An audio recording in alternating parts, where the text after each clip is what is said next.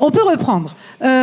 J'espère que la pause était bonne, qu'elle vous a fait du bien. On reprend avec, au programme de cette fin de matinée, la première table ronde de la journée. On va parler des enjeux éthiques liés aux accès aux soins. Alors on va s'en poser des questions, on va s'en poser beaucoup. On va parler de la posture du soignant, des contraintes auxquelles les soignants sont parfois et souvent confrontés. Des nœuds au cerveau qui peuvent se faire, je l'ai constaté dans la préparation de la table ronde. On va évoquer également comment on peut concilier soins et contraintes de sécurité. Par exemple, c'est intéressant parce que ça a déjà été un petit peu évoqué par nos intervenants du début de matinée. On parlera du consentement qui lui aussi a été évoqué. On va parler vraiment de plein de choses. Et puis, jusqu'où on doit développer même le soin en prison. Parce qu'on va voir que ça vient percuter des questions éthiques profondes. Alors, pour en parler de tous ces sujets très complexes, eh bien, on a plein de gens qui vont me rejoindre sur la scène, plein de professionnels et de personnes engagées qui me rejoignent sur la scène. Je vais les appeler les unes et les uns après les autres. Ils attendent sagement. Vous les encouragez. Il y a le docteur Cécile Dupas, tout d'abord, qui est chirurgien dentiste. Vous êtes responsable du service dédié. Alors, oui, vous voulez, sauf ici. Là, c'est moi. Responsable odontologie à l'unité sanitaire en milieu pénitentiaire à l'USMP de Nantes. Vous pouvez vous asseoir. Il y a le docteur Marie-Guillaume qui est là aussi, responsable de cette fameuse unité sanitaire à Nantes, l'USMP. Marie Hornsperringer, et là je sais déjà que je suis en train de commettre une boulette en prononçant mal votre nom, je vous prie de m'excuser, je vais vous appeler Marie, coordinatrice du programme Promouvoir la santé en milieu carcéral pour Médecins du Monde à Nantes. Il y a Parfait Lessobo qui est là en sa qualité d'ancien détenu à Nantes. Merci à vous d'être avec nous. Et puis enfin, le docteur David Sechter, psychiatre au service médico-psychologique régional, le SMPR de Nantes. Eh bien, merci à vous tous d'être là avec nous. On va discuter ici, discuter avec vous d'ailleurs. Vous n'hésitez pas, lors de nos échanges, si une question vous brûle la bouche, vous levez la main et vous pouvez parler même pendant nos échanges ici. Je l'ai dit, on va parler des questions éthiques liées aux accès aux soins. Je vais commencer avec Marie-Guillaume, qui m'a dit que vous travaillez... Alors, à Marie, vous êtes là. Depuis 2017, en tant que responsable à l'USMP de Nantes, c'est bien ça ? Ah, il faut prendre un micro, Marie, par contre, pardon. Vous allez vous les prêter, les micros. Il y en a un autre ici. Alors, hop. Vous ferez circuler. Voilà, oui. Depuis 2017. Oui, je disais, oui, ça marche. Je suis médecin à la maison d'arrêt, au centre de détention et à l'EPM depuis 2017, mais médecin responsable depuis début d'année. Qu'on comprenne bien, l'USMP concerne à Nantes, puisqu'il y a plusieurs établissements d'incarcération à Nantes. En 2 mots, l'USMP concerne quoi ? Donc 3 sites, l'établissement pénitentiaire pour mineurs de Nantes, la maison d'arrêt et le centre de détention. Combien de personnes, de professionnels de santé à l'USMP ? Alors, c'est des petites questions pour qu'on plante le décor. Donc, il y a plusieurs équipes. Il y a plusieurs équipes. Il y a une dizaine d'infirmières 8 infirmières environ sur la maison d'arrêt, 5 sur le centre de détention, 2 sur le PM. Il y a, je laisserai pour le soin dentaire. On va en parler, oui. Docteur Dupas. Et puis il y a 2 kinés qui interviennent sur la maison d'arrêt et le centre de détention. Il y a 5 secrétaires en tout pour les 3 sites. Donc on est 6 médecins, mais 4 équivalents temps plein. Et puis il y a une manip-radio qui intervient à la maison d'arrêt. Une trentaine de professionnels, c'est à peu près ça. Ouais. Pour combien potentiellement de détenus? Alors, en temps normal et puis aujourd'hui? En temps normal, donc il y a 520 places au centre de détention, 450 à peu près à la maison d'arrêt, et puis à l'EPM il y a 60 places, mais bien sûr il y a une belle surpopulation à la maison d'arrêt avec un taux de remplissage qui est à peu près à 170% actuellement. Donc ça fait... Plus de 1400 détenus à peu près. Ouais, beaucoup, plus de 1400 détenus. Cécile Dupas, du coup, on enchaîne pour voir un petit état des lieux sur les moyens pour ce qui est de votre spécialité, l'odontologie. Donc nous, on est 4 dentistes, mais que 2,5 équivalents temps plein, et 4 assistantes avec 3,5 équivalents temps plein. C'est assez? Non. Bien sûr que non. Non. Et puis peut-être qu'on peut enchaîner avec vous, si vous voulez bien, sur un petit état des lieux des moyens disponibles pour le SMPR. Donc pour le SMPR du CHU de Nantes, nous sommes 7 psychiatres donc à intervenir sur les 3 sites. Il y a 6 psychologues, une quinzaine d'infirmiers, une psychomotricienne, un musicothérapeute, 3 secrétaires aussi. Voilà, je n'ai pas les chiffres très précis en tête.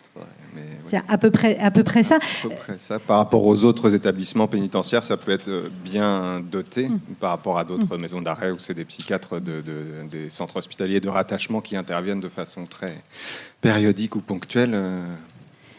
En tout cas, il semble comme ça que l'on peut parler d'une offre de soins réelle, solide, peut-être pas suffisante, mais il y a l'offre de soins qui est là. Oui, on peut dire qu'on fait une offre de soins. Après, clairement, elle est à l'image de la santé actuelle en France et à l'image de ce que peut être les prisons. Donc, c'est une offre de soins qui est insuffisante et qui a tendance à malheureusement s'abîmer. Et mes premières questions sont très basiques. C'est qu'on plante le décor, mais un détenu qui a besoin de soins, les reçoit-il forcément, nécessairement aujourd'hui? À Nantes, vous êtes tous à Nantes, donc on va parler de Nantes. Qu'est-ce qu'on peut dire de ça? Quels que soient les soins. Oui, en théorie, oui. Après, la surpopulation peut compliquer l'accès aux soins pour un détenu qui va mal, qui n'exprime pas ce besoin et qui est en cellule repliée pour des troubles psychiatriques, par exemple.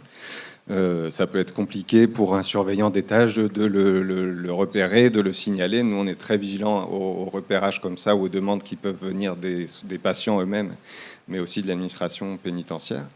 Et donc la surpopulation peut compliquer ça, mais en théorie, sinon, on voit les arrivants en détention, les infirmiers de l'équipe les voient dans les 24-48 heures de leur incarcération. Et puis on leur présente les soins, on leur présente le fait qu'on appartient au CHU de Nantes, qu'on est indépendant par rapport à la justice, par rapport à l'administration pénitentiaire. C'est là que vraiment se joue aussi la définition du soin en lui-même, parce qu'avant d'y accéder ou d'accepter de venir à une consultation, c'est important pour nous qu'ils sachent notre positionnement, notre indépendance, pour qu'ensuite il y ait une confiance possible et puis du soin avec une participation active de leur part. Donc, a priori, besoin de soins, le soin peut être... cet accès existe, quoi. Oui. L'accès, il existe. Est-ce que l'on peut dire... tout le monde peut répondre à ces questions. Est-ce que l'on peut dire, dans la suite de mes questions un peu basiques, que cet accès, il est facilité pour le détenu? Est-ce que tout est mis en place pour que la demande de soins soit facilement, non seulement faite, reçue, etc. Peut-être parfait. Alors, j'en profite, vous prenez la parole. Donc, Parfait Les Saumaux, vous avez été détenu, je crois, 2 ans. Alors, au centre de détention de Nantes, mais vous étiez condamné à une courte peine, alors que normalement, au centre de détention, il n'y a pas de courte peine. Mais c'était sans doute lié peut-être à une surpopulation à la maison d'arrêt, on ne sait pas trop. Bon, bref, peu importe, j'ai envie de dire. Donc, 2 ans, donc vous avez cette expérience-là. C'est à ce titre que vous pouvez nous... Alors, sur cette question de l'accès, vous avez constaté quoi? Oui, effectivement, moi, ce que j'ai constaté, vraiment, c'est qu'il y a une facilité, vraiment, d'accès. Le problème, comme on parle de la surpopulation carcérale, à 2 fois dans des bâtiments ou bien dans des étages, tu as 2 ou 3 surveillants qui sont prises. Et pour avoir cet accès-là, il faut faire une requête. Tu fais la requête et puis tu postes ça, il y a des endroits pour... Et puis, il y a des infirmières qui passent de temps en temps pour récupérer des requêtes et puis se qualifient par rapport à des urgences. Et il fait appel à des personnes qui ont fait la demande. Bon, maintenant, si tu es dans ta cellule et que tu en as besoin, il faut appeler le surveillant. Mais le surveillant, s'il n'est pas disponible, donc ça, ce n'est pas de suite. Alors déjà, dans tout ce que vous venez de dire, il y a plusieurs choses. La fameuse requête. Hors les murs, quand on n'est pas incarcéré, on veut voir un médecin, on l'appelle et on prend un rendez-vous. En prison, c'est pas tout à fait la même chose. C'est pas comme ça que ça se passe. Tout passe par l'écrit. La requête dont vous parlez, c'est ça? Oui, effectivement. Alors, est-ce que ça fonctionne bien? Peut-être que vous pouvez aussi nous en parler, parce que Médecins du Monde, vous avez travaillé sur cette question-là, mais qu'on explique, on va partir du principe que tout le monde connaît pas bien ce système. Comment ça se passe? Alors effectivement, nous on a travaillé avec Médecins du Monde, en tout cas sur la question de la requête médicale imagée, mais à la demande à la fois des personnes détenues et des équipes médicales, puisque en prison toute demande passe par l'écrit. Donc, c'est le préalable pour prendre rendez-vous. Concrètement, le détenu doit faire une demande, dire je souhaite voir un médecin, un dentiste, un psy. C'est pareil pour les psys. Avec Médecins du Monde, on a eu à mettre en place une demande imagée, effectivement, qui montre une personne, voilà. Comme notre administration, c'est plus l'écriture. Donc, ceux qui ne savent pas écrire peuvent mentionner, mettre un croix là où ils ont mal et tout, machin. Donc, c'est comme ça avec les Médecins du Monde par rapport au programme qui dirige Marie, que j'ai connu à l'intérieur et à l'extérieur. Je continue à travailler avec eux. Donc, à partir de là, ça a aidé et facilité aussi les médecins de savoir que notre telle personne, là, soit c'est les dents, c'est la tête. Donc, définir par l'image. Et ça fonctionne bien? C'est suffisant pour accéder correctement aux soins? Alors c'est ce que j'allais rebondir, c'est que en effet tout passe par l'écrit ou les requêtes imagées justement pour permettre aux personnes qui ne savent pas écrire de pouvoir nous solliciter. Après, il faut imaginer que par exemple à la maison d'arrêt actuellement on reçoit 80 courriers par jour de demandes, alors cumulées pour le service, le SMPR, les dentistes, les médecins, voilà. Donc c'est tout un travail. Donc c'est relevé quotidiennement les courriers, mais c'est tout un travail de pouvoir lire ces courriers, essayer de prioriser les urgences, essayer de comprendre est-ce que c'est un médecin, quelle est exactement leur demande, d'où la nécessité, le travail qu'on a fait aussi avec Médecins du Monde, c'était justement pouvoir préciser un peu les demandes pour pouvoir mieux les orienter et plus rapidement, plutôt que d'avoir un courrier qui n'est pas forcément explicatif et qui ne permet pas d'orienter au maximum. Donc rien que la demande, si je comprends bien, après il y a tout un process, donc vous hiérarchisez, vous triez. Tout à fait. Il y a, en fait, les infirmières lisent ces courriers, peuvent aller regarder dans le dossier pour comprendre si c'est des choses qui ont déjà été vues, etc. S'il y a une urgence, vraiment, il faut qu'il soit vu dans la demi-journée ou pas. Voilà, c'est tout un travail parce que malheureusement, on peut pas avoir tout le monde. On n'est pas illimité dans ce qu'on peut voir. Et Marie, dans ce que vous constatez, après ce travail fait pour améliorer ce process, le rendre accessible à tous, y compris aux personnes qui ne maîtrisent pas l'écrit, avec votre rôle de Médecin du Monde, vous trouvez que il y a un équilibre trouvé, que cet accès-là, en tout cas, est facilité? Je pense que c'est un outil qui facilite, mais encore plus que l'outil en tant que tel, nous, ce qui nous intéresse aussi, c'est tout ce qui a permis d'arriver à cet outil-là.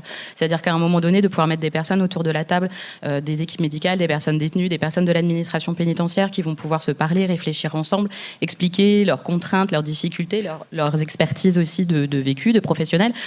Ça, c'est des choses extrêmement riches, en tout cas, je crois. Et du coup, qui vont contribuer aussi à avancer plus que l'outil en tant que tel, qui sera juste une réponse et qui ne sera pas forcément suffisante. Je pense que par exemple aussi en termes d'accès aux soins, on n'en a pas encore parlé, mais il y a la question de la permanence des soins.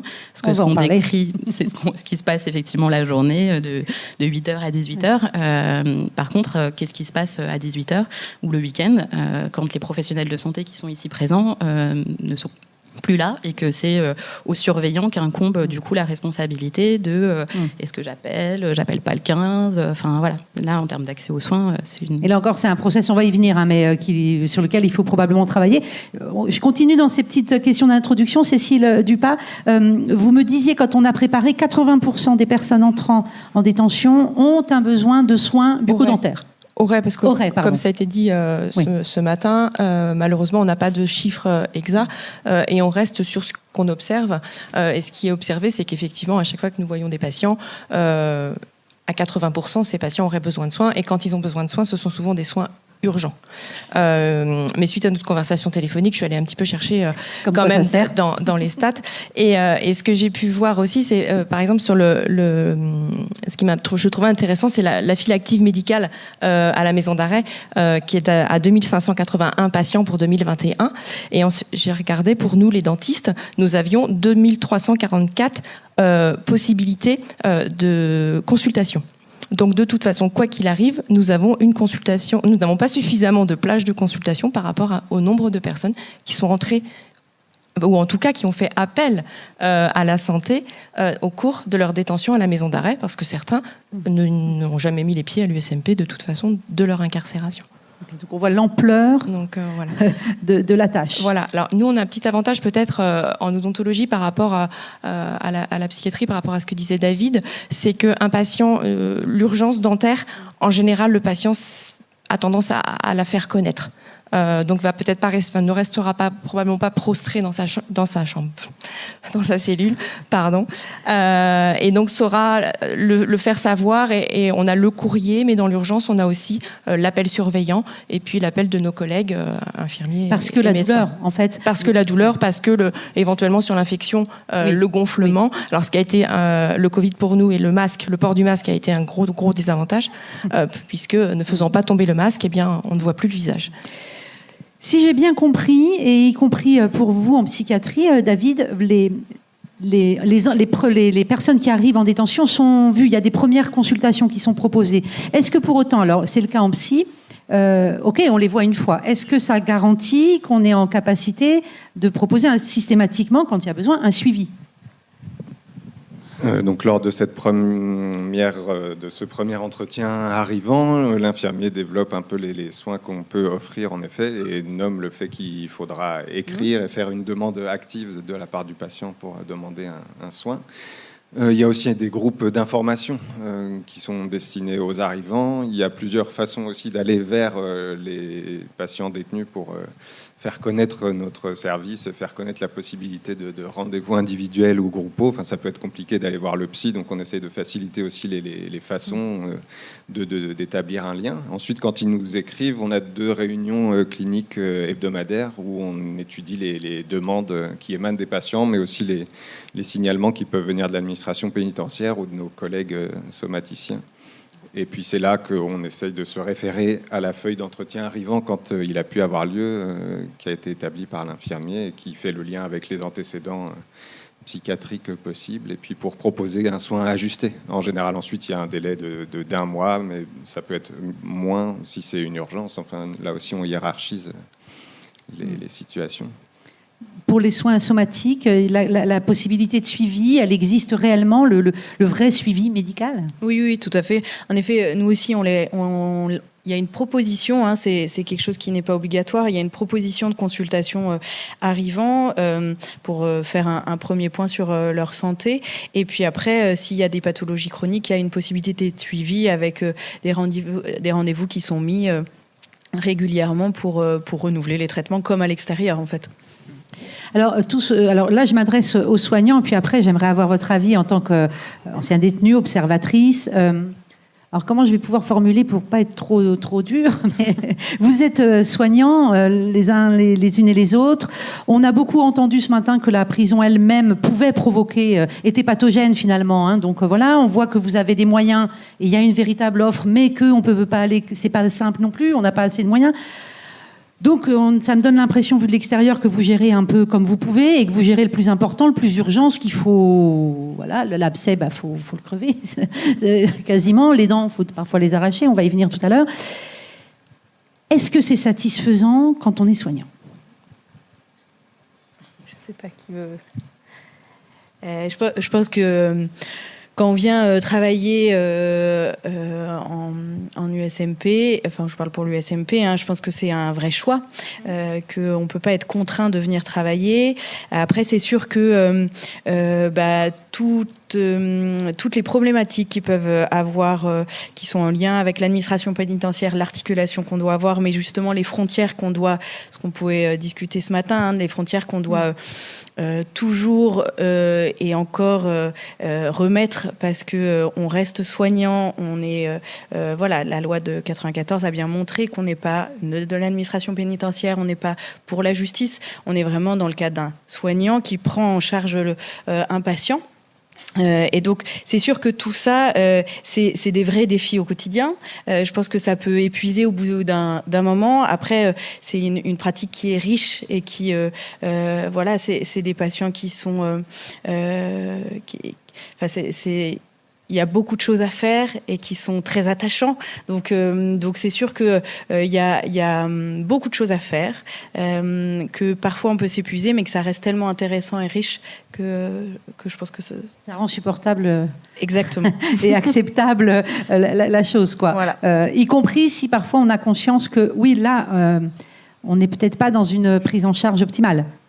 Tout à fait. Même si parfois on n'est pas dans une prise en charge optimale et qu'on doit batailler pour justement pouvoir avoir des extractions, pouvoir maintenir le soin, mais c'est aussi se dire que on est présent et que si on n'était pas là, il y aurait personne pour le faire. C'est certain. Quelqu'un d'autre voulait répondre, David, peut-être ? Savoir si c'est satisfaisant, en effet, oui, c'est attaquer régulièrement notre place, les frontières à défendre par rapport à ça, par rapport à notre indépendance, par rapport à la confidentialité nécessaire aussi pour que les patients, justement, viennent vers nous, de réappuyer ça quotidiennement vis-à-vis de l'administration pénitentiaire, de donner la place aux patients en tant que sujet. Enfin, c'est ça qui est passionnant, de se défendre, de défendre ça avec lui et d'être vigilant aux attaques qui peuvent être faites et aux instrumentalisations qu'il peut y avoir. Enfin voilà, une urgence, un patient qui se coupe, malheureusement ça arrive que des patients en effet se scarifient, on en a parlé ce matin. Ça peut être juste, enfin ça peut être l'expression d'une colère, ça peut être une façon de se faire ouvrir la porte, parce que sinon la porte elle s'ouvre pas. Enfin, comme on le disait, les pertes des droits qui sont les premières, enfin c'est d'aller et venir, et enfin le fait de faire ouvrir la porte, ça peut être se couper, ça peut tout de suite être la tendance à vouloir psychiatriser l'administration pénitentiaire qui nous envoie de force le détenu alors qu'il n'y a pas vraiment eu de demande d'élaborer. Et donc il faut pouvoir se positionner, dire qu'on le verra s'il est d'accord, s'il est demandeur. C'est une pression, tout ça ? Tout ça, c'est des pressions quotidiennes qui peuvent avoir lieu, qui peuvent venir de la clinique des patients détenus, qui peuvent être dans l'impulsivité ou l'intolérance aux frustrations. Et en même temps, il y a tellement de frustrations quotidiennes que c'est insupportable.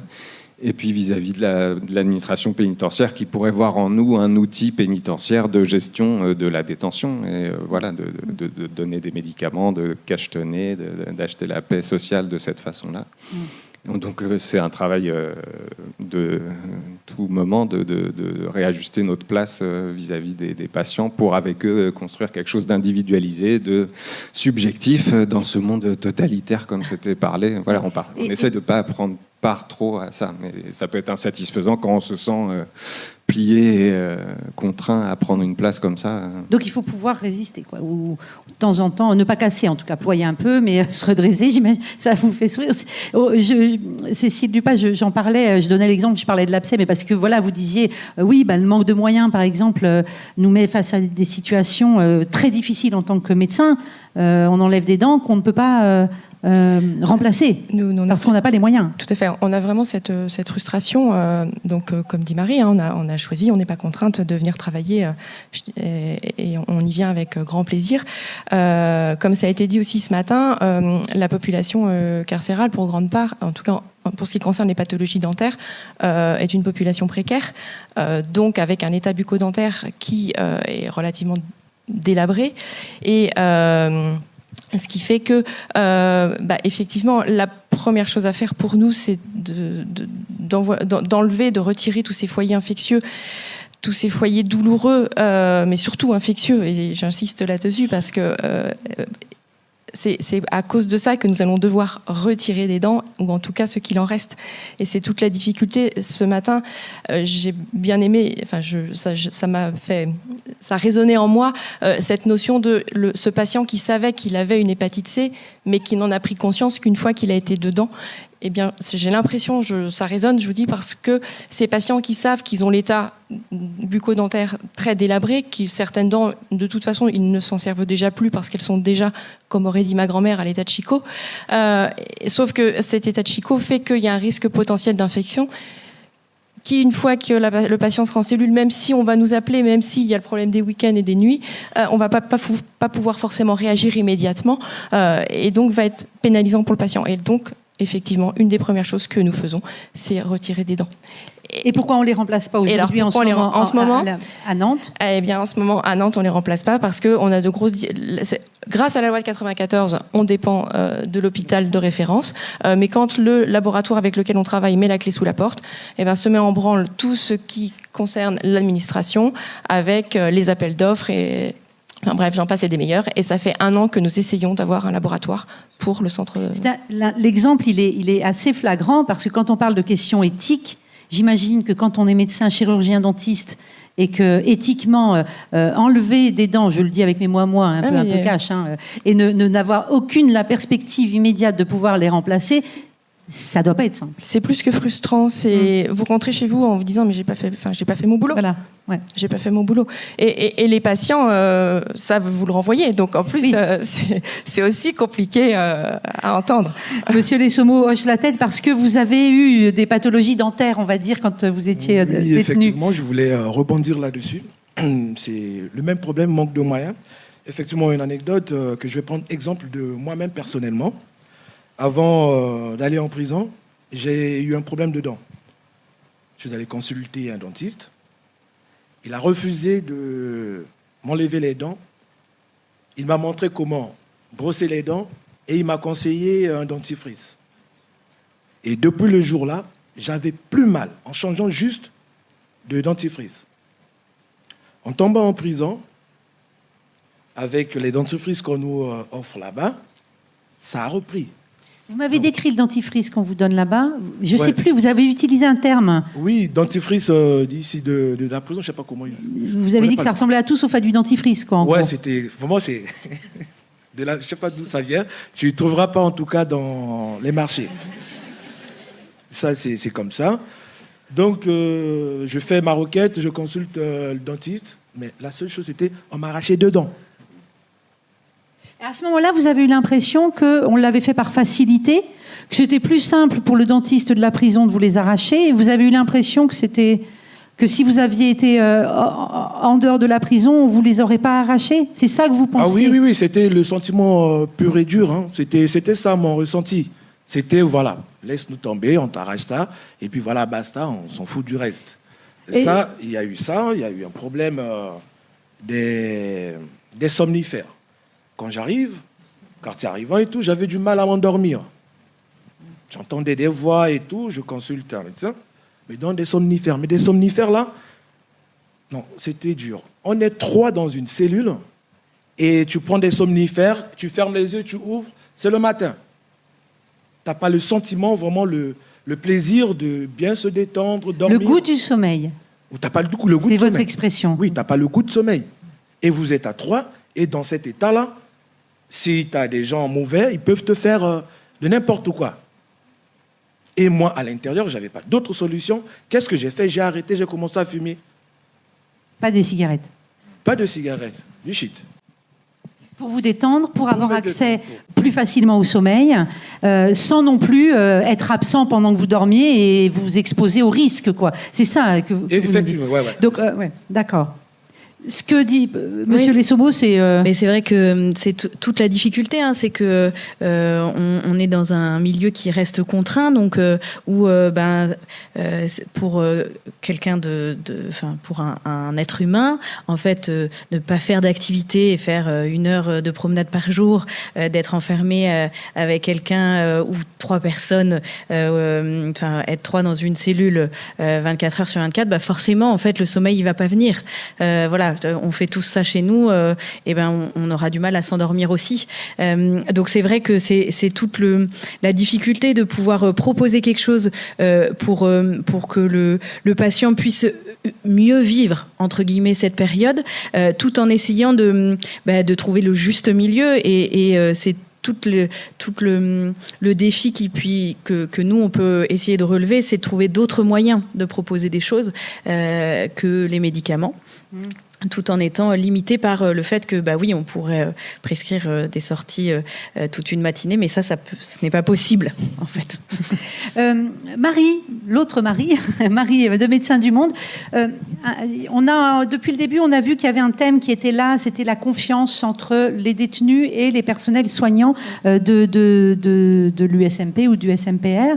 Qu'est-ce que vous avez pu observer, cette question de confiance? Vous avez travaillé dessus, de fait, dans ce que vous avez mis en place dans votre programme. C'est quoi l'enjeu derrière? Je pense que la question de la confiance, elle est permanente. Ça fait partie des choses sur lesquelles on a travaillé effectivement quand on a commencé à intervenir sur le centre pénitentiaire de Nantes.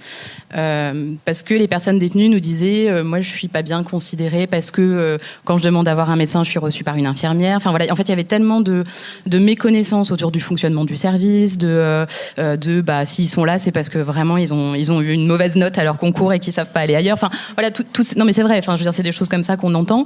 Et c'est vrai, ils ont pas eu de bonne note. Bien sûr.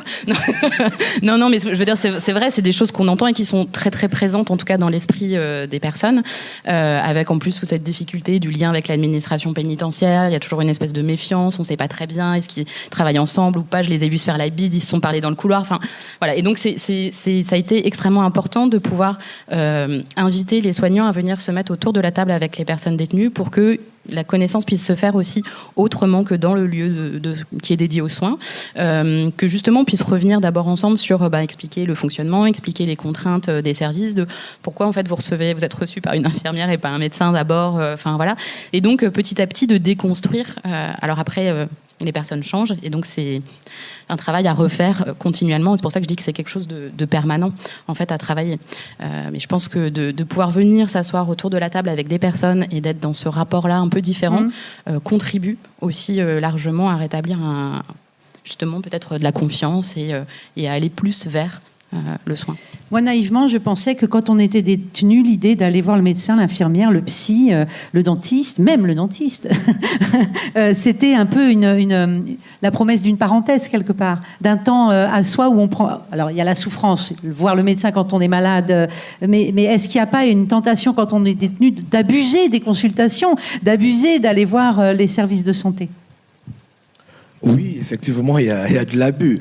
Déjà, il faut comprendre qu'il y a une politique qui est mise en place de la carotte. En fait, des réductions de peine. Quand tu consultes les médecins, tu fais des activités et quand on retraite ton dossier, tu représentes des justificatifs des actions que tu fais. Tu représentes des justificatifs des actions que tu fais, en tout cas des requêtes et tout. Ça te permet d'avoir des réductions de peine. D'où tout à l'heure quand a intervenu la sociologue, qui ne comprenait pas pourquoi les personnes à l'intérieur suivaient des soins correctement et à l'extérieur n'arrêtaient. Mais effectivement, on va vers les soins, c'est parce qu'on sait que derrière, il y a la réduction de peine. C'est cette motivation-là. Mais à l'extérieur, il n'y a pas cette motivation. C'est une des explications, selon vous. Oui. En tout cas, cette question de la réduction de peine, alors on peut y venir d'emblée, si vous voulez, parce que avec vous, David, notamment, je crois que pour le SMPR, pour les psys, c'est un vrai sujet. Je vous ai interrompu trop tôt. Oui, ça c'était une parenthèse, parce que je voulais compléter ce que disait Marie.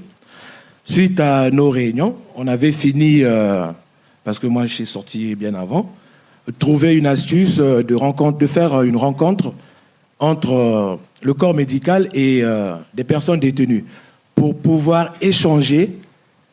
Eux, ils auront des questions à poser, pourquoi ils n'aiment pas aller vers ce corps-là, et les autres expliqueront comment nous travaillons. Après, peut-être Marie pourra expliquer comment s'étaient déroulées ces journées-là. Donc ça, c'était très important que je voulais remonter. Et on y reviendra peut-être, si vous voulez, après Marie. Sur cette question de réduction de peine, qui elle aussi peut poser quelques questions de fond, éthiques. À quel moment on sait, en tant que soignant, que peut-être là, le détenu nous utilise juste parce que... On essaye d'aller au-delà de cette question-là. On sait dans la rencontre que ce sera une incitation aux soins qui peut être donnée par le juge ou par l'administration pénitentiaire pour obtenir des permissions ou un aménagement de peine. On sait qu'il y a cet enjeu-là.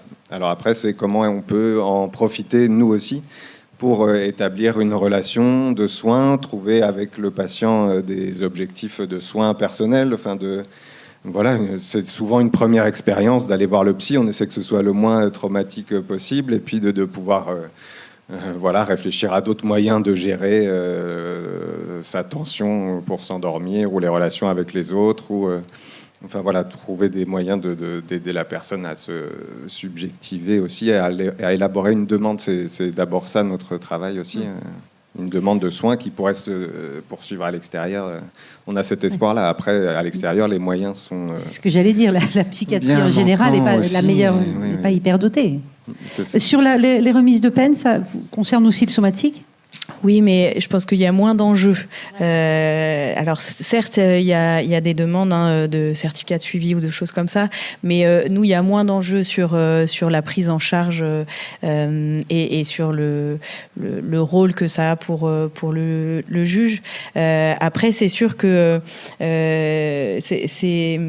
c'est aussi nous faire confiance aux patients. Une relation de confiance, c'est aussi faire confiance aux patients. Et donc, s'il vient, certes, peut-être au départ pour autre chose, ça n'empêche qu'il a fait la démarche de venir. Donc, c'est le prendre au moment où il en est et de pouvoir démarrer une relation de confiance dans ça. Même si, bien sûr, il y a d'autres enjeux, mais il y a toujours d'autres enjeux, en fait, dans toute relation. On est tenté de penser que la plus grande de vos contraintes, c'est de travailler dans un milieu où d'autres professionnels sont omniprésents, mais avec d'autres objectifs, la sécurité, la surveillance, le contrôle, maintenir enfermé. Comment ça se passe, les liens entre les soignants et le personnel de l'administration pénitentiaire ? Est-ce que c'est moi, de loin, comme ça, en préparant, je me suis dit, c'est un espèce de « je t'aime, moi non plus ». On a besoin les uns des autres quand même. Et non, c'est c'est tendu parce qu'on n'a pas les mêmes objectifs clairement, mais tu me mets la pression peut-être, mais bon, je peux résister pourvu que je résiste. Et puis à d'autres moments, j'ai quand même un peu besoin de toi, le surveillant. Donc voilà. Est-ce que c'est ça ? C'est sûr qu'il y a une articulation en fait à avoir. On travaille au même endroit et on peut être dépendant sur certaines choses les uns des autres, mais l'objectif c'est que on puisse réussir à s'articuler et en bonne intelligence et dans l'intérêt des patients et des détenus, quoi. Quand on me dit s'articuler en bonne intelligence, moi je me dis... Mais pourtant, j'ai pas un élu en face de moi. J'ai un docteur responsable. Non, mais je sais que c'est pas simple. Mais parce que si on rentre dans le très très concret, on peut même revenir au tout début de nos échanges sur l'accès aux soins. On disait, ok, le détenu écrit, fait une demande, et puis parfois non, il appelle. C'est le cas. Il faut que le surveillant réagisse, quoi. Donc on peut parler d'exemples concrets comme ça. Est-ce que ça fonctionne bien ou est-ce que là, ça peut être parfois compliqué ? En fait, je pense que ça dépend aussi des personnes, ces personnes dépendantes. C'est-à-dire que, comme dans tout corps de métier, il y a des gens qui vont être dans une bienveillance et avec un objectif précis pour remplir son travail. Et puis il y a des gens qui vont être dans une guerre de pouvoir. Je pense que on peut pas faire une généralité. Ce qui est sûr, c'est que oui, il y a des tensions permanentes parce que on n'a pas les mêmes objectifs et que on n'a pas les mêmes contraintes. Et c'est le travail au quotidien de pouvoir le faire et de pouvoir dire que oui, la santé est importante. Oui, c'est important de pouvoir avoir accès à une infirmière, à un médecin, de pouvoir faire des extractions pour aller faire des examens. Que le détenu doit être considéré en fait. Je pense que c'est un défi quotidien et que on peut très bien travailler avec certaines personnes et puis moins avec d'autres. Je pense que c'est la même chose quand il y a une direction sur l'administration pénitentiaire. Il y a des gens avec qui on va pouvoir travailler en bonne intelligence et d'autres où ça va être plus compliqué et on va rentrer beaucoup plus dans la confrontation. Donc je pense que c'est très personne dépendante, malheureusement. Donc il y a nécessité, oui, nous à notre niveau SMPR, d'avoir des frontières les plus claires possibles, d'identifier des instances vraiment formelles d'échange possibles, de signalement, des démarches pour l'administration pénitentiaire aussi, de nous signaler des personnes qui les inquiètent. Il y a des commissions de prévention du suicide qui ont lieu toutes les 2 semaines et où on choisit de participer sans rentrer dans les détails d'une situation clinique, mais pour recueillir les signalements des gradés ou des chefs de détention de la prison. Et pour aussi leur renvoyer à eux les responsabilités qu'ils peuvent avoir dans les situations rencontrées, où on se fait le relais aussi des patients détenus en leur proposant d'évoquer ces sujets-là avec eux, bien sûr avec leur accord, mais le côté lanceur d'alerte dont on parlait ce matin, et pour ajouter, je pense que si vous posez la question à l'administration pénitentiaire, on n'est pas forcément très bien perçu, le soin. Vous avez des infos, Marie, sur ça? Mais je pense que la grosse difficulté, c'est que justement, nous, on est là pour soigner. On a le secret médical qui est présent, où on n'ira pas contre ce secret.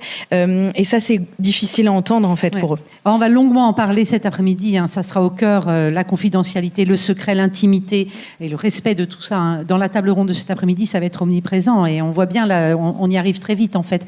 Une autre question, l'accès parce que vous parlez beaucoup d'extraction, c'est le terme que vous employez, pour aller faire des examens à l'extérieur. Est-ce qu'on a un détenu accès à tous les examens dont il a besoin? S'il a besoin d'une IRM, il l'a, d'un scanner, il l'a, je sais pas, Dans l'absolu, il peut avoir accès. Voilà. C'est malheureusement après il faut faire avec les délais du CHU parce que on dépend, pour les structures on dépend de l'hôpital de référence, voilà. Donc nous on dépend du CHU, on peut pas aller en clinique. Ouais. Donc il y a des choses qui par exemple des spécialités qui peuvent être moins représentées dans certains CHU. Forcément ça sera compliqué d'y accéder puisque il y en aura pas au CHU où on peut le proposer. Donc voilà. Et puis après il y a le problème des extractions, ça c'est une très grosse difficulté. C'est qu'en fait, pour avoir un rendez-vous, certes on a le rendez-vous au CHU, mais derrière il faut pouvoir emmener le détenu. Il faut une escorte. Voilà. Et les escortes, elles sont déjà au nombre normalement elles sont évaluées au nombre de détenus qui est censé avoir dans une prison, pas aux détenus réels. Et donc là en ce moment, par exemple, on a parlé de la surpopulation à la maison d'arrêt à Nantes, il n'y a pas plus d'escortes prévues. Non. Complètement. Et puis, ce qu'a pu évoquer Annick tout à l'heure, c'est qu'il y a eu une transformation des équipes d'extraction en ce qu'on appelle le LSP. Maintenant, les équipes d'extraction qui se sont, qui ont des armes maintenant, principalement, et qui peuvent faire des escortes judiciaires. Et les escortes médicales ne priment pas sur le judiciaire. Donc, tout ça, c'est des grosses difficultés. Pas en faveur du soin, tout ça.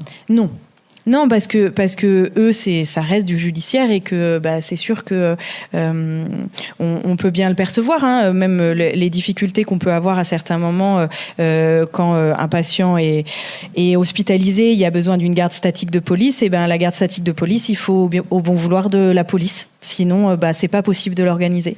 Donc c'est sûr que c'est dépendant de beaucoup de choses autres que le soin. Et puis, je regardais l'heure, je ne regarde pas mes messages, c'est parce qu'il n'y a pas de pendule. Avant de donner la parole à la salle, deux autres points importants. Le premier, la permanence des soins. Ça a été dit, il n'y en a pas vraiment. En tout cas, elle n'est pas facilitée en milieu carcéral, puisque à Nantes, là, par exemple, la nuit, le week-end... c'est un passage par le 15 avec le SOS médecin qui vient. Alors, un passage par le 15, le détenu n'a pas le téléphone, il ne peut pas appeler de lui-même quand il veut. Donc, comment il fait ? En effet, alors là pour le coup, il demande au surveillant, il explique au surveillant et le surveillant, au bon vouloir du surveillant, on est bien d'accord, va appeler le 15. Il vaut mieux tomber sur le bon. Alors après, il y a parfois des appels directement par des téléphones, parce que faut pas se leurrer, il y a des téléphones en prison. Donc il y a parfois des appels directement au 15, mais en effet, les détenus peuvent très bien le dire que c'est compliqué pour eux quand il y a une douleur la nuit. Par exemple, des personnes qui ont des problèmes cardiaques vont pouvoir dire leur angoisse la nuit s'ils ont un problème cardiaque, de pouvoir faire appeler. Voilà, ça c'est une réalité. En fait, vous faites avec tout ça. C'est-à-dire que on n'a pas tout dit, on ne pourra jamais tout dire. Il faudrait, mais vous décrivez finalement des failles ou voire des défaillances, des manques, et tout le monde fait avec tout ça. Y compris l'administration pénitentiaire fait avec ça, les personnels de santé, les détenus font avec ça. On fait avec ça. Marie, de médecin, votre programme a duré, ça fait 7 ans, hein, le programme de Médecins du Monde. C'est ça, on a démarré fin 2014. Vous me disiez avec un accès extrêmement large à l'intérieur. Vous avez... Démarrage. Oui. Pardon ? Au démarrage, et un peu restreint avec la période Covid. Oui, ça revient. C'est vrai que c'est ce Covid, on l'a vu avec les présentations, y compris de Lara tout à l'heure. Le Covid a bouleversé quand même beaucoup de choses. Sur toutes les questions qu'on vient d'aborder, ça fait écho à ce sur quoi vous avez travaillé, ce que vous avez observé, entendu. Vous étiez à l'interface de tout le monde, en fait, hein, des détenus, des soignants. Au final, vous vous dites quoi, dans le fond ? En fait, depuis tout à l'heure, je pense qu'il y a une partie de la réponse, en tout cas, qu'on n'a pas nommée, c'est les personnes détenues elles-mêmes. C'est-à-dire que j'avais envie de réagir, puis je me suis dit, sur la question, par exemple, du sommeil, effectivement, ce serait super de prescrire une promenade de 2 heures le matin. Mais en fait, quand on demande aux personnes détenues ce qu'elles en pensent, elles ont tout à fait conscience des contraintes dans lesquelles elles évoluent, mais elles ont des fois des idées, des solutions, enfin, je dis des fois, même bien souvent, des idées, des solutions, et que du coup, de pouvoir un peu plus les associer, de les rendre davantage actrices de leur santé. Ça fait partie des pistes. Alors, je dis pas que ça répond à tout. Encore une fois, on est d'accord, hein, comme l'outil médical imagé, c'est un outil et c'est pas une solution en soi. Mais voilà, en tout cas, de pouvoir, dans tout ce qu'on disait sur la perte d'autonomie aussi des personnes, quand elles arrivent, on vous dit à quelle heure vous devez vous coucher, vous devez manger, vous devez, vous promener.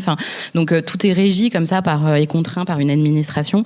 Donc, de pouvoir retrouver un peu de dignité. On en parlait tout à l'heure aussi, en redevenant un peu acteur de sa santé.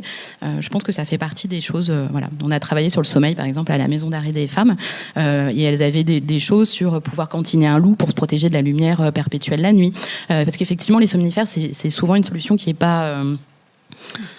parce que pour toutes les raisons que évoquait aussi Parfait tout à l'heure, mais du coup qui n'est pas satisfaisante complètement, en tout cas pas pour tout le monde. Et du coup, c'est qu'est-ce qu'on propose d'autre ? Il y a des personnes qui parlaient d'une tisane, parce que du coup, ça leur rappelait peut-être le rituel qu'elles avaient avant à la maison. Enfin, voilà, le bruit des clés, de pouvoir travailler sur tout l'environnement sonore de la prison. Il y a eu une sensibilisation des surveillants à la fermeture, l'ouverture des portes la nuit. Enfin, bon, voilà, c'est des petites choses comme ça, mais qui peuvent être mises en place. Ok, allez-y, posez vos questions. On va faire comme ça maintenant pour le temps qui nous reste. Ça nous permettra d'aller plus loin. Si vous n'en avez pas, on va continuer, mais ça serait bien de vous inclure. Je suis certaine que vous avez des choses à dire, des témoignages peut-être aussi à apporter. Avec tous ceux qui ont levé la main en précisant qu'ils travaillaient en milieu carcéral au début, je sais qu'il y a pas mal aussi de gens d'associations. Vous avez forcément des... Non, vous n'avez personne ne... Si. Je vais venir vous voir. N'hésitez pas à vous présenter, à dire d'où vous parlez. Merci. Bonjour. Du coup, Margot, je suis intervenante à Médecins du Monde, donc je travaille avec Marie. Moi, j'avais une question sur la continuité de soins et entre autres au niveau psychiatrique. Parce que du coup, sur une démarche de soins à l'extérieur, quand on va consulter, il y a quand même toute cette notion de... On va consulter sur un sujet ou un objet, et puis il y a la notion du transfert positif avec le praticien vers lequel on se tourne. Quand la fin du suivi psychiatrique en milieu carcéral se fait en fonction de la peine, comment est-ce qu'en fait on travaille la fin de soins psychiatriques ? Comment est-ce qu'on travaille le transfert possible vers un praticien à l'extérieur ? Voilà, en fait, toutes ces questions-là, je ne sais pas si c'est clair. Si, merci. Oui, des questions compliquées aussi. Donc, on essaye en effet de préparer les choses le plus possible. Parfois, malheureusement, la rupture se fait brutalement d'une acceptation d'aménagement de peine, mais c'est pour des bonnes raisons et c'est positif au final, mais ça peut être compliqué de travailler une séparation dans le processus de soins qui s'est établi avec le soignant référent de la personne en détention. On essaye d'accompagner au maximum quand on sait du coup les délais possibles de libération, la prise d'un rendez-vous à l'extérieur, l'établissement de courriers d'accompagnement de notre part vis-à-vis de nos collègues. Pour certains du service, il y en a qui continuent les soins aussi au CMP. On a accès à un centre médico-psychologique où, du coup, dans les situations transférentielles très massives et où la séparation n'est pas encore à l'ordre du jour, les soins peuvent se poursuivre avec la même personnes pour certains, psychologues ou psychiatres. Voilà. Après, c'est l'état des lieux de la psychiatrie publique et de secteur à l'extérieur qui fait que c'est parfois très compliqué et que c'est ça qui empêche malheureusement nos patients, et parmi les plus malades malheureusement aussi, d'avoir accès à des soins de qualité à l'extérieur, parce que déjà les services sont en manque de moyens importants, croulent sous les demandes, et puis donc un patient avec qui il va falloir travailler, un transfert positif, un contre-transfert positif, il vient de prison, enfin toute la stigmatisation qui va avec, c'est un psychopathe, ça va être compliqué, j'ai peur. On essaie de démystifier un peu tout ça, mais c'est pas gagné d'avance en effet. Merci pour cette réponse. Jusqu'où on doit soigner en prison ? Vous n'avez pas posé encore cette grande question. Parce que finalement, plus il y aura de soins en prison, plus on soigne, plus on a une offre de soins développée, plus on maintient les gens aussi en prison. À quel moment on se dit, cette personne-là ne doit plus être incarcérée, même si elle relève d'autres choses ? Alors, je pense que ça, c'est en effet toute une question vaste. Je pense pas que notre rôle fait que les gens restent en détention. Je pense que les gens auraient été en détention, mais n'auraient pas été soignés. Voilà. Je pense que c'est ça la différence, c'est que de pouvoir permettre l'objectif premier, c'est un accès comme à l'extérieur des soins. Donc c'est plus dans ce sens-là. Après, les suspensions de peine existent. Voilà, elles tiennent facilement. Elles sont très réglementées et ça dépend. Ça dépend. C'est pas une question simple, et je pense que nous on a un rôle à jouer important sur y penser, pouvoir l'évoquer avec le patient. Tout ça en accord avec le patient. Tout ce qui est fait est toujours fait en accord avec le patient. Dans son intervention de ce matin, avait l'air de dire quand même qu'il y a plein de cas où on va beaucoup trop loin dans le maintien en prison. Je pense qu'il parlait de patients avec des maladies chroniques en fin de vie ou avant la fin de vie, juste avant. Est-ce que médicalement, maintenir en prison, c'est une bonne idée, quoi ? Je pense que ça, en effet, nous pour le coup, il y a une vraie demande de suspension de peine. On en fait sur quand il y a le pronostic vital est engagé, parce que c'est ça le principe, c'est de pouvoir faire ces suspensions de peine dans ces moments-là. Après, c'est pas parce que nous on fait un certificat actant ce pronostic vital engagé que le juge acceptera. Donc ça, après, c'est tout ce qui est à travailler avec le patient et de pouvoir proposer ça. C'est pareil en psychiatrie ? Au niveau des suspensions de peine pour raisons psychiatriques, c'est très rare. Nous, on a l'outil du soin sous contrainte, une hospitalisation sur décision du représentant de l'État, ancienne hospitalisation d'office. Quand le patient est en crise trop aiguë, en refus de soins, on peut l'envoyer à l'hôpital. Et là aussi, il faut que le soin à l'hôpital soit adapté, ajusté. Et c'est pas toujours évident dans des services qui sont sur-remplis et dans lesquels les patients vont avoir un traitement sous contrainte, mais revenir au bout de 3-4 jours parce que finalement, ce sera calmé par les médicaments. Enfin, c'est pas satisfaisant. Forcément, donc on essaye au maximum de travailler des soins dans l'alliance, dans la confiance, comme on le disait. Sur la limite de nos soins, c'est aussi la responsabilité des autres institutions. On ne va pas psychiatriser la prison, on ne va pas soigner la prison, en faire un hôpital pour que les patients restent au maximum. Enfin, il y a des choses... on essaie de renvoyer la responsabilité à l'administration pénitentiaire sur certaines situations. Et malheureusement, ce n'est pas forcément suivi des faits, mais oui. Quelqu'un voulait rajouter quelque chose sur ce point ? Non, c'est bon. Une autre question ? Ah ben voilà, ça y est, maintenant, toutes les mains vont se lever. Merci. On a beaucoup parlé d'accès aux soins et c'est le cœur du sujet, mais je voulais vous poser une question sur l'accès aux droits de santé. C'est-à-dire, est-ce que les gens que vous côtoyez, quelle que soit votre position, ils ont le sentiment qu'être en bonne santé, c'est un droit, au-delà du fait de pouvoir se signaler quand ils sont malades et qu'il faut s'adresser à cette maladie. Je vais bien répondre du coup à cette question. Et je pense que souvent les personnes détenues connaissent assez mal leurs droits et que par ailleurs, je ne veux pas généraliser, moi je parle que des personnes que je rencontre depuis 7 ans à Nantes, mais souvent j'ai l'impression qu'elles connaissent assez mal leurs droits et que par ailleurs, il y a souvent un phénomène...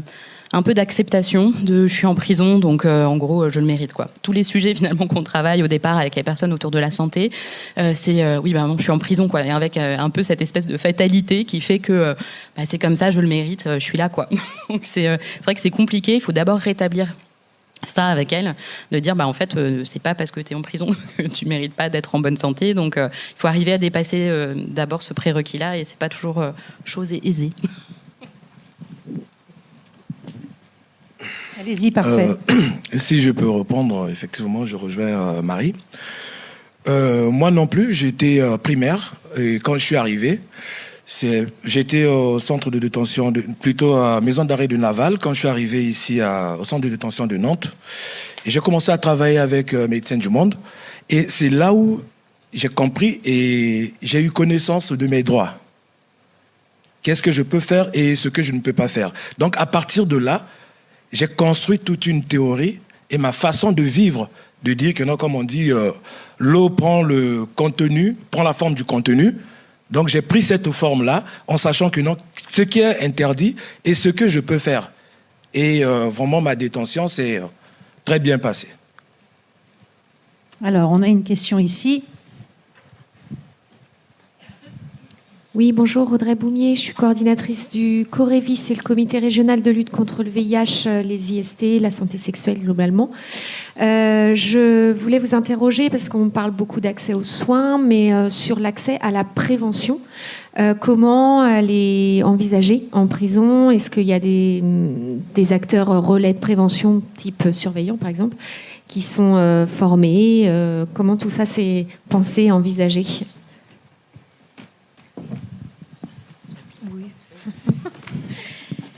Alors c'est une grande question. C'est une grande question actuellement parce que au vu des difficultés RH qu'on peut avoir, c'est pas simple de penser la prévention, mais c'est inscrit au cœur de notre métier. Donc c'est des réflexions qu'il y a, actuellement pour justement repenser cette prévention-là. L'objectif est de pouvoir proposer, notamment parce qu'on se dit que c'est un des premières choses à faire en fait pour réinvestir le soin. Donc il y a beaucoup d'acteurs entre guillemets du CHU aussi avec le CJ, les centres de dépistage, le CFPD. Enfin voilà, il y a beaucoup d'acteurs qu'on peut faire intervenir à la prison. Après, vous parliez de relais des surveillants. Il y a eu des sensibilisations, notamment suite au passage de Médecins du Monde sur des incompréhensions plutôt en fait sur qu'est-ce que c'est la tuberculose, comment ça se transmet, les inquiétudes que pouvaient avoir les surveillants et qui fait que il y avait une inquiétude de leur part et donc une méfiance du détenu qui pourrait présenter cette maladie. Donc il y a des choses qui sont travaillées avec eux.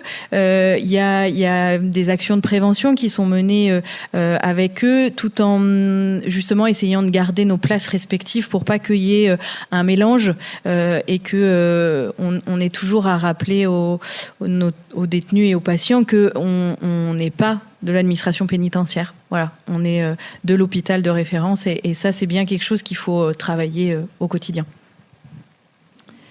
On va prendre une ou deux dernières questions. Bonjour, merci pour cette table ronde. Je suis Mélodie Renvoisé, je fais un doctorat en sociologie et moi je travaille particulièrement sur la séparation des sexes et la mixité en prison. Et donc je crois savoir que ça a qu'il y a une spécificité de prise en charge des femmes. En tout cas, j'aimerais bien peut-être avoir votre point de vue sur ce qui peut être spécifique dans la prise en charge des femmes détenues. Et puis peut-être revenir aussi un peu sur ces enjeux, les implications que ça peut avoir, l'obligation de séparer les sexes ou la mixité. Est-ce que vous organisez des temps mixtes? Est-ce que la nécessité de séparer les sexes a une influence sur la possibilité d'offrir des soins égaux aux hommes et aux femmes? Voilà. sais pas si on pourra répondre à tout. Juste côté SMPR, du coup, oui, on a bataillé pour proposer des groupes thérapeutiques mixtes, hommes-femmes, et puis pour là, désormais, toute l'équipe peut recevoir des hommes ou des femmes indifféremment. On arrive à les faire venir dans nos locaux de soins de façon assez fluide. Après, il y a par contre un hôpital de jour, une petite unité de 20 places où on peut accueillir des hommes détenus de la région pour des soins un peu plus étayés, un peu plus intensifs sur quelques semaines. Et ça, c'est pas ouvert aux femmes pour des raisons d'hébergement, de surveillance, enfin des procédures pénitentiaires qui doivent être exécutées par des femmes. Enfin, c'est toutes ces règles pénitentiaires qui priment à ces moments-là. Mais on arrive à développer, à négocier des choses dans la médecine. Est-ce qu'il y a d'autres éléments de réponse à apporter, sachant que votre question était peut-être un peu large au-delà de la question peut-être des soignants et des soins proprement dits. Pas d'autres éléments pour compléter? Non. Si Marie, c'est la difficulté, c'est que la mixité est normalement pas permise. Alors il y a des créneaux, nous, qui sont dédiés aux femmes et puis dans la suite aux hommes. Il n'y a pas de... On doit pas, enfin, actuellement, on peut avoir des femmes et des hommes au même endroit, même si c'est toléré, dirons-nous. On a, voilà, si notre créneau, notre consultation dure plus longtemps, et ben, il y a quand même des hommes qui pourront arriver pour faire d'autres soins. Voilà, mais ça, c'est une vraie discussion avec l'administration pénitentiaire autour de ces sujets-là. Ok, une dernière question, je crois. Voilà, j'avais vu une main, mais je ne savais plus où. Bonjour, je travaille à la maison d'arrêt d'Angers en tant que psychologue. Je voudrais juste rebondir sur la question d'avant, sur la notion de prévention, mais aussi sur une réflexion qui met depuis le début de la matinée, sur l'articulation aussi entre le milieu des soignants et le milieu pénitentiaire. Et sur la question de l'accès aux soins, aujourd'hui je suis psychologue auprès des personnes détenues. Sur mon ancien poste, j'étais psychologue auprès des personnels pénitentiaires. Et on se pose souvent la question en tant que psychologue de la relation miroir entre les personnes qu'on reçoit et les soignants, ou en tout cas les personnes qui prennent en charge ces personnes. Petite réflexion, l'accès aux soins pour les surveillants pénitentiaires, elle est très compliquée et c'est quelque chose qu'ils vont revendiquer en disant mais pourquoi est-ce qu'en détention on peut avoir un accès aux soins qui est tel alors que moi je galère pour avoir un rendez-vous chez le médecin, chez le dentiste, chez peu importe.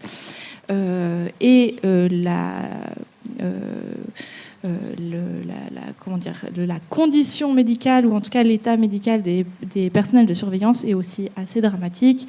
Ce sont des personnes qui peuvent être en situation aussi de précarité sociale ou médicale, et donc il se joue quelque chose au niveau, en miroir, quelque chose de très flagrant, et qui peut aussi parfois être du coup venir aussi éclairer pourquoi est-ce que c'est plus difficile, ou certains vont tarder quand la personne détenue elle est en train de frapper à la cellule pour aller à l'USMP parce qu'elle est en train de souffrir. En fait peut-être qu'il se dit c'est juste un élément de réflexion, peut-être que lui aussi il est en train de souffrir, et du coup il va se passer quelque chose de l'ordre du il a un peu de mal à dire moi aussi je veux mal, personne me prend en charge. Il peut y avoir des réactions un peu réfractaires comme ça, et qui sont vraiment très très intéressantes à réfléchir.